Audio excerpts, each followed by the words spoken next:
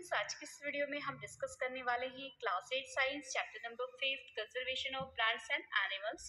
कई बच्चों के कमेंट आ रहे थे इस चैप्टर के लिए, तो ये चैप्टर मुझे बनाना पड़ा, वरना मैंने इसको भी स्किप किया हुआ था क्योंकि पीएससीबी के अकॉर्डिंग चैप्टर 6 और 7 पहले था। ठीक है, तो चलिए स्टार्ट करते हैं वीडियो को। इससे पहले चैनल पे नए हैं तो प्लीज चैनल को सब्सक्राइब, वीडियो को लाइक शेयर करना मत भूलना, और हमारे टेलीग्राम चैनल का लिंक डिस्क्रिप्शन में दिया, उसको जरूर ज्वाइन करना। बाकी चैप्टर्स मैंने कंप्लीट करा रखे हैं, आप प्लेलिस्ट में चेक कर सकते हैं। ठीक है, तो फर्स्ट है हमारा conservation of plants and animals. ठीक है, कंजर्वेशन ऑफ फॉरेस्ट, फॉरेस्ट को कैसे बचाना है, तो आपको ये चीज शुरू से पढ़ते आ रहे हो, 7th में भी आपने पढ़ा है कि पेड़ों को नहीं काटना है, तभी हम फॉरेस्ट को बचा सकते हैं। ठीक है, ज्यादा से ज्यादा पेड़ लगाएंगे तो हम फॉरेस्ट को बचाएंगे। एनिमल की ग्राजिंग पे रोक लगाएंगे, मतलब जो घास वगैरह चर लेते हैं स्पेशली रेनी सीजन में। ठीक है, और जो बैम्बू प्लांट होते हैं, जो बांस के प्लांट होते हैं, ठीक है, उनको लगाएंगे। इससे सॉइल इरोजन नहीं होता है, मीन्स बारिश होती है ना, तो उस प्लांट की जो रूट्स होती है वो मिट्टी को पकड़ के रखती है और बारिश में उसको बहने नहीं देती है। ठीक है, और भी बहुत सारे जो है फॉरेस्ट जंगलों में आग लगने से बचाना है कि वहाँ पे आग ना लगे। और उसके बाद एग्रीकल्चर की ज़्यादा से ज़्यादा एग्रीकल्चर करना है, मतलब खेती बाड़ी करनी है। और उसके बाद फॉरेस्ट वगैरह में जो है क्रॉप्स रेगुलरली ग्रो करनी चाहिए, कम से कम 2-3 साल जो है यहाँ पे बोला हुआ है कि देखो फॉरेस्ट मतलब क्लियर करके आप चाहो तो वहाँ पे रेगुलर जो है आप 2-3 साल जो है साफ करो, और उसके बाद वहाँ पे आप फसलें भी उगा सकते हो। ठीक है, बायोडाइवर्सिटी ऐसा होना चाहिए वहाँ पे, जैसे कि फॉरेस्ट बहुत ज्यादा घना हो तो वहाँ पे ऐसा होना चाहिए बायोडाइवर्सिटी जहाँ पे हवा वगैरह जा सके। ठीक है, उसके बाद wildlife week annually celebrated, wildlife week जो है एनुअली सेलिब्रेटेड किया जाता है 2 और 8 अक्टूबर को।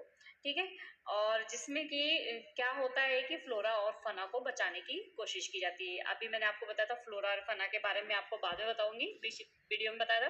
तो फ्लोरा क्या होता है, फना क्या होता है, आप ये समझ लो। जबकि जैसे कि आपके पार्क है, गार्डन है, ठीक है, ये सारी चीजें जो कि प्लांट्स जिस एरिया में, वो सारे एरिया को हम फ्लोरा कहते हैं, और जहाँ पे एनिमल्स हैं सारे, उस हम एरिया को क्या कहते हैं, फना। ठीक है, तो फ्लोरा और फना मतलब पेड़ पौधे और जीव जंतु। ठीक है, समझ में आ गए कि फना कौन है और फ्लोरा कौन है। तो वहाँ पे फ्लोरा है और जहाँ पे जीव जंतु की बातें हैं वहाँ पे फना है। एंडेमिक स्पीसीज क्या होते हैं, कुछ स्पीसीज, कुछ प्लांट्स जो है एक पर्टिकुलर एरिया में पाए जाते थे, लेकिन अब वो धीरे धीरे नहीं मिल रहे हैं, वो खत्म हो चुके हैं, उन्हें एंडेमिक स्पीसीज कहते हैं। मतलब अब कुछ स्पीसीज ऐसी है जो खत्म हो चुकी है, नहीं मिलती है। ठीक है, तो यहाँ पे कुछ आप डायग्राम में देख सकते हैं, यहाँ पे एंडेमिक स्पीसीज जो है दिखाया गया है।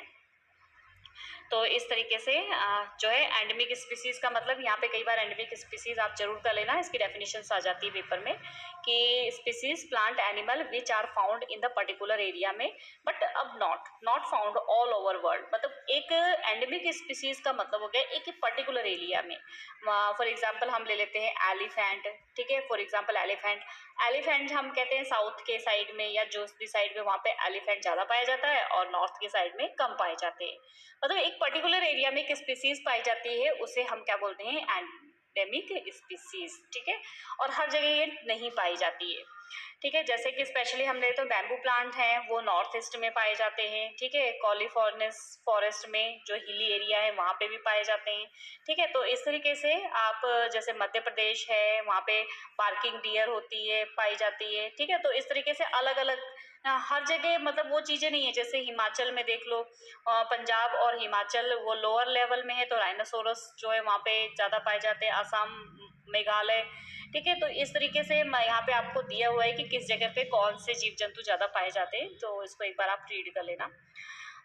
तो आगे है, ये सारे हैं हमारे एंडेमिक स्पीसीज जो एक पर्टिकुलर एरिया में। इसके बाद है एंडेंजर्ड एनिमल और एक्सीडेंट एनिमल। एंडेंजर्ड मीन्स ऐसे एनिमल जो टाइम आने पे खत्म होने वाले हैं। ठीक है, तो यहाँ पर पहले एक्सटिंक्ट देख लो। एक्सटिंक्ट का मतलब क्या होता है, सम एनिमल जो common are not seen now, पहले तो दिखाई देते बट अब वो दिखाई ही नहीं देते हैं।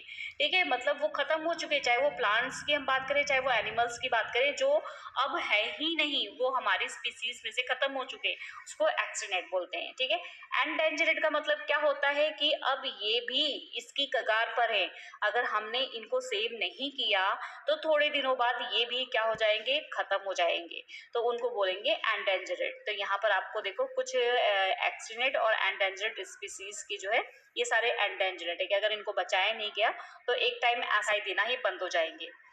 कॉजेज ऑफ एक्सटिंक्शन मतलब कारण क्या है जीव जंतु खत्म हो रहे हैं।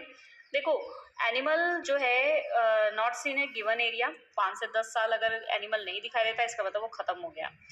हैबिट की वजह से नेचुरल हैबिट जैसी होनी चाहिए वो नहीं मिल रही है, ओवर हंटिंग शिकार उनका ज़्यादा हो रहा है, ठीक है। और लैक ऑफ एडॉप्टेशन मीन्स जो उनकी बॉडी को चेंज चाहिए होता है वो चेंज उनको बॉडी ढाल नहीं पा रही है, तो वो क्या हो जाते हैं, खत्म हो जाते हैं। जो चेंज वो सर्वाइव कर जाते हैं, मान लो यहाँ गर्मी ज़्यादा हो गई, अगर उनकी बॉडी ने सर्वाइव कर लिया तो ठीक है, नहीं सर्वाइव किया तो क्या होंगे, खत्म हो जाएंगे, ठीक है।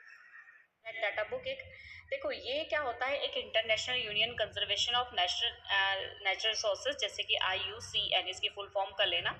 यहाँ पर एक बुक प्रिपेयर की गई है जिसका नाम है रेड डाटा बुक। यहाँ पे इंडेंजर्ड स्पीसीज के जो है रिकॉर्ड रखे जाते हैं, मतलब जो एनिमल और प्लांट है ऐसे ही कि अगर उनको बचाया नहीं गया तो एक टाइम ऐसा आएगा वो खत्म हो जाएंगे, ठीक है। तो उनका रिकॉर्ड रेड डाटा बुक में रखा जाता है ताकि हम उनके ऊपर ध्यान दे सके और वो खत्म होने से बच जाए, ठीक है। नेक्स्ट है हमारा रिसाइकलिंग ऑफ चीजें, क्या होते हैं, पेपर को रिसाइकल करके बनाए जाते हैं। तो अगर इनको बनाने के लिए किस दे सके और वो खत्म होने से बच जाए, ठीक है। नेक्स्ट है हमारा recycling of paper for conservation of forest. अगर हम पेपर को रिसाइकिल करेंगे तो हम फॉरेस्ट को बचा सकते हैं। देखो जैसे कि पेपर होते हैं, हम लिखते हैं, ठीक है, नोटबुक बनाते हैं, तो आपको क्या करना चाहिए, न्यूज़पेपर पैकिंग के मटेरियल, कार्डबोर्ड, ये सारी चीज़ें क्या होते हैं, पेपर को रिसाइकिल करके बनाए जाते हैं।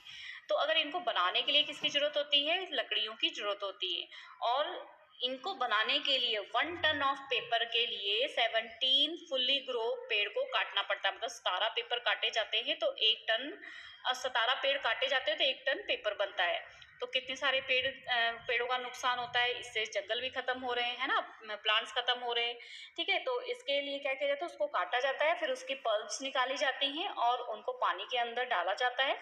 उसके बाद इसको क्रश किया जाता है, क्रश करके इसमें सोडियम हाइड्रोक्साइड डाला जाता है, ये केमिकल होता है। और इससे पल्प के जो पेस्ट होते हैं, मतलब कीड़े में वगैरह होते हैं, वो खत्म हो जाते हैं। और फिर इसको जो है डाई करके इसकी शीट्स वगैरह बनाई जाती हैं। तो अगर हम पेपर को वेस्ट करने से बचाएंगे तो हम कितने सारे पेड़ों को बचा सकते हैं, ठीक है। तो क्या कैसे बचाना है, हमने पेपर के दोनों साइड लिखना है और उसको यहाँ वहाँ फालतू फेंकना नहीं है, ठीक है। उसके बाद do not use paper in garbage, कूड़े में नहीं फेंकना है, उसको सेपरेट रख देना है और उसको रिसाइकल के लिए भेज देना है, ठीक है। फॉरेस्ट की कटिंग जो इंडस्ट्रीज के लिए होती है उसके लिए 3R प्रिंसिपल का पालन करना है। 3R प्रिंसिपल क्या होता है, reduce, reuse and recycle. Reduce मतलब कम से कम यूज करना है, रीयूज मीन्स बार बार यूज करना है, रिसाइकल मीन्स आपको पता ही है उसको भेज के उसकी नई चीजें बनवाना, ठीक है। तो रिड्यूस यूज पेपर को करो, reuse printing writing paper, making the paper bags बना लो, कोई भी चीजें डिजाइन पेपर से बना लो, ठीक है, जो यूज कर चुके हैं। आगे रीफॉरेस्टेशन और एफॉरेस्टेशन क्या होता है इसके बारे में देखते हैं। देखो रीफॉरेस्टेशन क्या होता है कि जब न्यू प्लांट सैंपल किए जाते हैं, नए प्लांट उगाए जाते हैं जंगलों में, उसे हम क्या बोलते हैं, रीफॉरेस्टेशन, ठीक है। उसके बाद न्यू प्लांट जो है buried land planted tree in the barren land, मतलब खाली बंजर पड़ी हुई है जमीन, वहां पर हम पेड़ उगा के जंगल लगा रहे हैं तो उसे हम बोलेंगे एफॉरेस्टेशन। समझ आ गया, जंगलों में ही पेड़ उगाना वो रिफॉरेस्टेशन। एफॉरेस्टेशन बंजर जमीन पर जहाँ पे पेड़ पौधे नहीं है वहां पर पेड़ पौधे लगा के पौधे उगाना, उन्हें बोलते हैं एफॉरेस्टेशन, ठीक है। Okay students, I hope video आपके लिए हेल्पफुल हुई हो। तो ये चैप्टर आपका कंप्लीट हो गया, इसमें से मेन चीजें जो है वो मैं आपको बता दिया है मैंने। बाकी चैप्टर के बीच का ब्रीफ जो है, मतलब जो नेशनल नेम्स हैं या कोई डे जो सेलिब्रेट किया जाता है उसको मैं क्वेश्चन आंसर या शॉर्ट वर्क के साथ तो उसकी भी वीडियो बना दूंगी, तो उसको जरूर चेक कर लेना, ठीक है। क्योंकि इस चैप्टर में मेन यही डेट्स है, फुल फॉर्म्स है और कहाँ पे कौन सा इंडेंजर्ड एनिमल के नेम, एक्सीडेंट एनिमल के नेम, ठीक है। तो ये चीजें माइग्रेटरी बर्ड क्या होती है, तो ये चीजें red data book most important, तो रेड डाटा बुक है इस चैप्टर में, ठीक है। तो ये सारी चीजें, पेपर को कैसे सेव किया जाता है, इस टाइप के ही क्वेश्चंस बनते हैं यहाँ से, ठीक है। तो ओके स्टूडेंट्स, मिलते हैं नेक्स्ट वीडियो में। वीडियो को लाइक और अपने फ्रेंड्स के साथ शेयर जरूर करो, तभी फटाफट आगे आपको वीडियो मिलेगी। आप उसको देखते हो पर लाइक नहीं करते हो, ऐसे चले जाते हो, तो फिर जल्दी से मैं कैसे अगले चैप्टर की वीडियो लाऊं, ठीक है। नेक्स्ट इसके शॉर्ट वर्क और थिंक एंड आंसर की वीडियो बनाने की कोशिश करूंगी, ठीक है। ओके स्टूडेंट्स, मिलते हैं नेक्स्ट वीडियो में, बाय बाय।